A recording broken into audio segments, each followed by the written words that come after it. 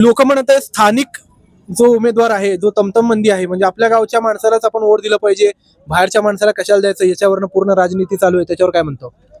काम करणाऱ्या माणसाला मत द्यावं लागतंय. गावचा माणूस आता गेल्या टायमाला आमचा गावचा माणूस थांबला होता, दनाळीच्या लोकांनी दिले मत.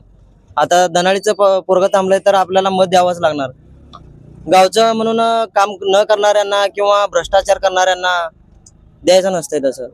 आता काय पद नसताना जे दादांनी काम केलंय ते पद असताना काय काम करतील हे विचार करून मत द्यावं लागतंय आता. म्हणजे जो माणूस पद नसताना काम केलंय त्या माणसाला पण दिलं पाहिजे मत.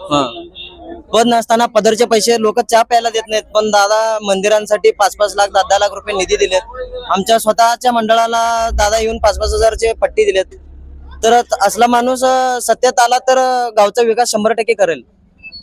बुलडोझरने जे गुलाल उधळण्याची तयारी या ठिकाणी भाजपचे कार्यकर्ते करताना दिसत आहे आपल्याला. एकदम जबरदस्त अशी लढत चालू आहे या ठिकाणी. आरोप प्रत्यारोप पण होत आहेत पक्षांमध्ये.